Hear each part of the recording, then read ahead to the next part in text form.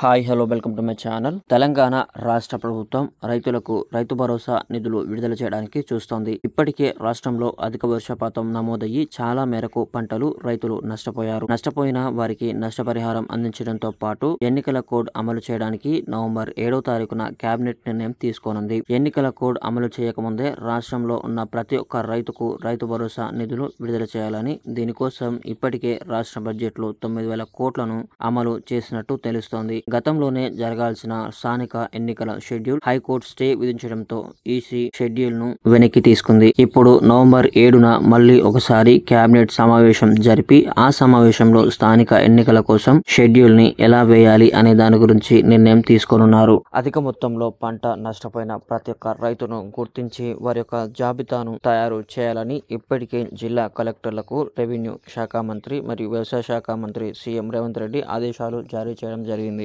నష్టపోయిన ప్రతి ఒక్క రైతుకు నష్టపరిహారం చెల్లించేలా చూడాలని, ఎలాంటి మధ్యవర్తి లేకుండా రైతులకు నేరుగా రైతుల ఖాతాలోనే డబ్బులు జమ అయ్యేలా చూడాలని కలెక్టర్లకు ఆదేశాలు జారీ చేశారు. నవంబర్ 3 తర్వాత ప్రతి ఒక్క రైతు ఖాతాలో రైతు భరోసా నిధులు జమ చేయాలని, దానికి సంబంధించి నిధులు విడుదల చేయాలని చూస్తున్నారు. ఒకసారి ఎలక్షన్ కోడ్ అమల్లోకి వచ్చిన తర్వాత ఎలాంటి లావాదేవీలు జరపడానికి అవకాశం ఉండదు. కాబట్టి ఎలక్షన్ కోడ్ అమలు చేయకముందే ప్రతి ఒక్క రైతుకు రైతు భరోసా నిధులు మరియు పంట నష్టం నిధులు విడుదల చేయాలని చూస్తోంది. నవంబర్ 7 వరకు రాష్ట్రంలో హైకోర్టు స్టే ఎత్తివేస్తే 42% బీసీ రిజర్వేషన్ తో ఎన్నికల షెడ్యూల్ విడుదల కానుంది. ఒకవేళ హైకోర్టు స్టే ఎత్తివేయకపోతే గతంలో ఉన్న పాత 23% రిజర్వేషన్ తో ఎన్నికల షెడ్యూల్ విడుదల కానుంది. వడ్లు కొనుగోలు చేసిన 48 గంటల్లో బోనస్ మరియు వడ్ల డబ్బులు ఒకేసారి రైతుల ఖాతాలో జమ అవుతాయని మంత్రి ఉత్తమ్ కుమార్ రెడ్డి తెలిపారు. సో ఇది ఈరోజు వీడియో. మీకు నచ్చిందని అనుకుంటున్నాను. మీకు నచ్చితే లైక్ చేయండి.